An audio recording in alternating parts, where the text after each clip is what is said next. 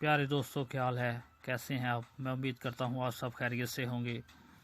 दोस्तों, आज मैं आपके सामने जुनैद चौधरी साहब का एक खूबसूरत लिखा हुआ कॉलम पढ़ने जा रहा हूँ। मैं उम्मीद करता हूँ कि आपको ये कॉलम बहुत ज़्यादा पसंद आएगा। मैं पिछले कमरे में बैठ गया। दरमियान में शीशे की दीवार थी। मैं दीवार के पीछू से लोगों को देख और सुन सकता था। ये मेरे दोस्त का दफ्तर था। वो कस्टम इंटेलिजेंस ऑफिसर था। मैं मिलने के लिए आया था। अचानक इसे एक टेलीफोन आया। इसने मुझे पिछले कमरे में बैठा दिया और मुलाकाती का इंतज़ार करने लगा। मैं भी इश्तियाक से शीशे के पार देखने लगा। थोड़ी देर बाद एक सूटेड बूटेड नौजवान अंदर दाखिल हुआ और मेरे दोस्त के सामने बैठ गया। मैं दोनों को देख भी सकता था और सुन भी सकता था। नौजवान ने कोट की जेब से 3 तस्वीरें निकालीं और कस्टम इंटेलिजेंस ऑफिसर के सामने रख दी। ये सफ़ेद रंग की जीप की तस्वीरें थीं। नौजवान तस्वीर पर उंगली रखकर बोला, सर, ये स्मगल्ड और टेम्पर्ड है और डिफेंस के वाई ब्लॉक में खड़ी है। मैं आपको एड्रेस दे देता हूँ, आप ये पकड़ लें। मेरे दोस्त ने गौर से तस्वीरें देखी और थोड़ा सा सोचकर बोला, हम किसी के घर छापा नहीं मार सकते। हाँ, अलबत्ता ये गाड़ी अगर सड़क पर हो तो हम इसे कस्टडी में ले सकते हैं। नौजवान ने भी थोड़ी देर सोचा और फिर बोला, मैं गाड़ी के मालिक के साथ शाम 4 बजे जूस पीने के लिए कार से निकलूँगा। मैं आपको SMS भी कर दूँगा और जूस कॉर्नर का एड्रेस भी भिजवा दूँगा। आप वहां छापा मार कर गाड़ी कब्जे में ले लें, लेकिन बस एक शर्त है। वो खामोश हो गया। मेरा दोस्त खामोशी से इसकी तरफ देखता रहा। वो थोड़ी देर रुक कर बोला, गाड़ी का मालिक मेरा दोस्त है। आप किसी कीमत पर किसी को मेरा नाम नहीं बताएंगे, और दूसरा, जब आपकी टीम छापा मारेगी तो मैं शोर करूँगा। मैं टीम के साथ लड़ूंगा भी, लेकिन आपने इसे ज़्यादा सीरियस नहीं लेना। आप गाड़ी लेकर निकल जाएंगे। मेरा दोस्त ने कहका लगाया और डन कर दिया। नौजवान थोड़ी देर मज़ीद बैठा, चाय पी और चला गया। मैं बाहर आ गया और मैंने अपने दोस्त से इस डील के बारे में पूछा।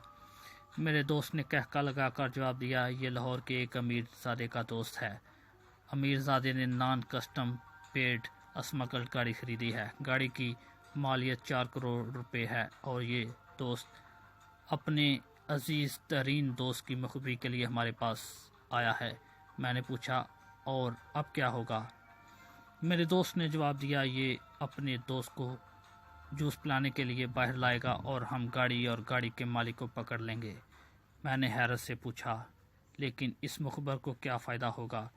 मेरे दोस्त ने हंसकर जवाब दिया, इसकी हसद का कलेजा ठंडा हो जाएगा। ये अमीरजादे का हासिल दोस्त है। दोस्त की गाड़ी इससे हजम नहीं हो रही, चनाचे ये इसे उससे महरूम भी देखना चाहता है और परेशान भी, और इसका ये जज्बा इसे हमारे पास ले आया है। ये तमाम बातें मेरे लिए हैरान कुन थीं। मैंने उसे पूछा, क्या तुम्हारे ज़्यादा मुखबर ऐसे लोग होते हैं? मेरे दोस्त ने जवाब दिया, हमारे 98% मुखबर ये लोग होते हैं। दोस्त अजीज़ तरीन दोस्त की मुखबरी करते हैं, भाई भाई के ख़िलाफ़ इंफॉर्मेशन देता है, बहू सास के बारे में बताती है और साला बहनोई और बहनोई साले का मुखबर बन जाता है। मैं खामोशी से सुनता रहा। वो बोला, हमारे पास दोस्त और मुलाजमिन ज़्यादा आते हैं। दोस्त पहले दोस्त को स्मगल्ड गाड़ी ख़रीद कर देते हैं और फिर मुखबरी कर देते हैं। ये दोस्त को टैक्स चोरी का तरीका भी बताते हैं, और दोस्त जब टैक्स चोरी कर लेते हैं तो ये उसके ख़िलाफ़ मुखबर बन जाते हैं। यह मुखबर लोग यूँ दोस्तों को दोहरा नुकसान पहुंचाते हैं। पहले गाड़ी की ख़रीदारी के ज़रिए दोस्त को माली नुकसान पहुंचाते हैं और फिर वो गाड़ी पकड़वा कर इसे जलील करवाते हैं। हमारे पास मुख्तलिफ़ कंपनियों के मुलाजमिन भी आते हैं। یہ ہمیں اپنے مالکان کے خلاف ٹھوس ثبوت دیتے ہیں۔ یہ عموماً پرانے اور اعتباری ملازمین ہوتے ہیں۔ مالکان ان کو مخلص سمجھتے ہیں، لیکن یہ اندر سے مالکان کے خلاف ہوتے ہیں۔ ان کے سینوں میں کینہ اور حسد اور بغض بھرا ہوتا ہے۔ چنانچہ یہ ہمیں مالکان کے خلاف وہ ثبوت بھی دے دیتے ہیں جو مالکان کے پاس بھی نہیں ہوتے۔ وہ خاموش ہو گیا۔ میں نے پوچھا، یہ ملازمین کس کیٹیگری کے ہوتے ہیں؟ وہ بولا، یہ لوگ 2 کیٹیگری کے ہوتے ہیں۔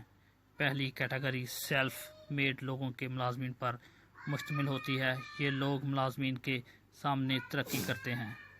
ملازمین 20-30 ہزار روپے کے ملازم رہ جاتے ہیں، جبکہ مالک کروڑوں روپے میں پہنچ جاتے ہیں۔ چنانچہ یہ لوگ مالکان کے حاسد بن جاتے ہیں۔ اور دوسری کیٹیگری میں وہ لوگ شامل ہوتے ہیں جن پر مالکان دوسرے ملازمین کو فوقیت دیتے ہیں۔ مثلا مالکان نے نئے ملازمین کو پروموٹ کر دیا اور یہ نئے ملازمین کو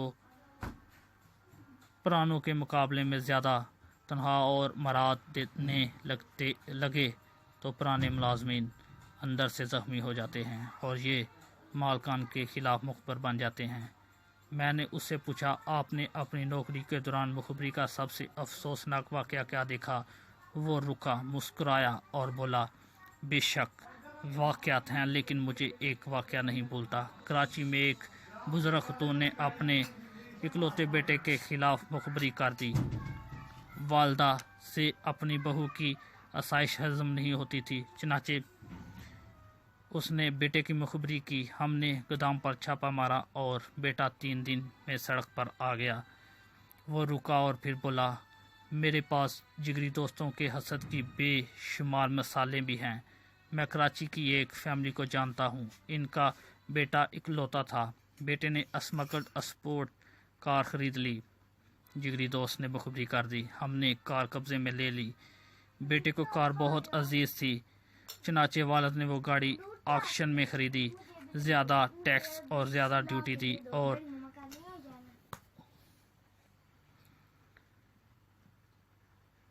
جگری دوست کو دوست کی یہ خوشی بھی نہ بھائی۔ اس نے گاڑی ادار لی اور بریک آئل کے چیمبر میں چھوٹا سا سوراخ کرا دیا۔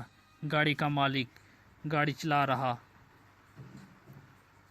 تھا۔ گاڑی اسے بریک آئل کے بارے میں وارننگ دیتی رہی، لیکن دوست اسے حوصلہ دیتا تھا، تم فکر نہ کرو، بریک آئل پورا ہے۔ گاڑی کا سافٹ ویئر خراب ہو گیا ہے۔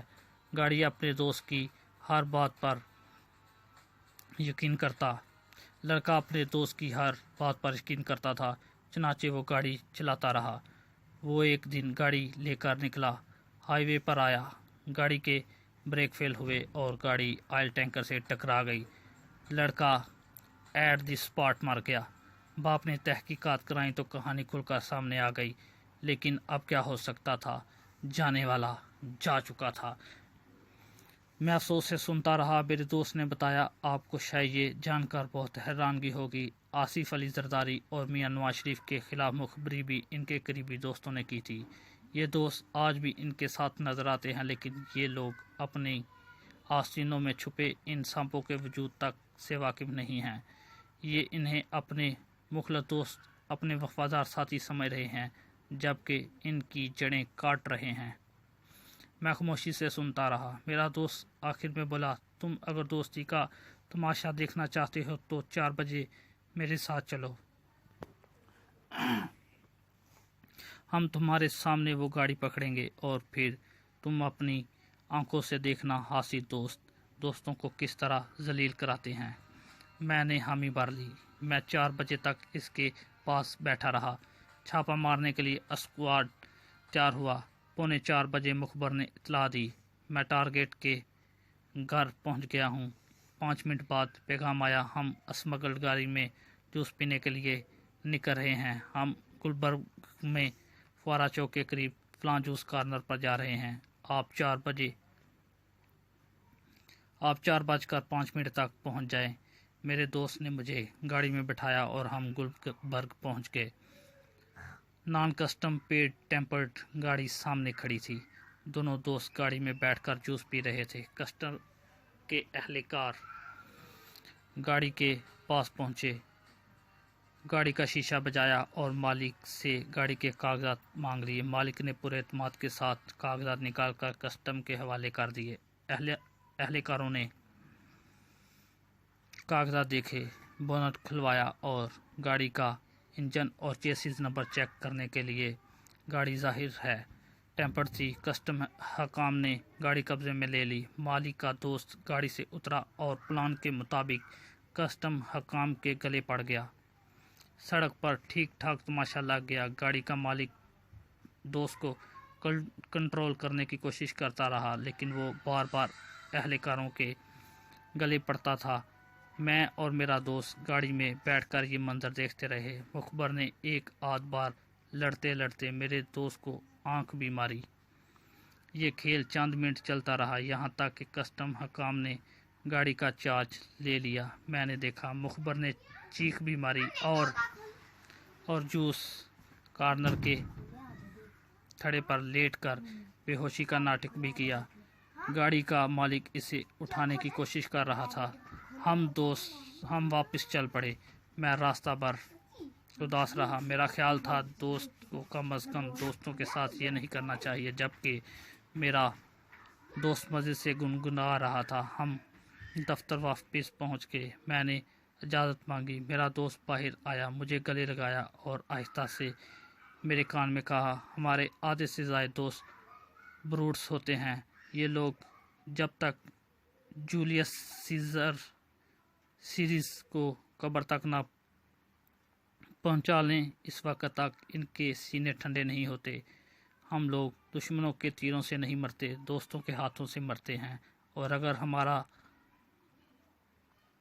دشمن بھی مارے تو اس کے پیچھے بھی کوئی نہ کوئی دوست ہوتا ہے۔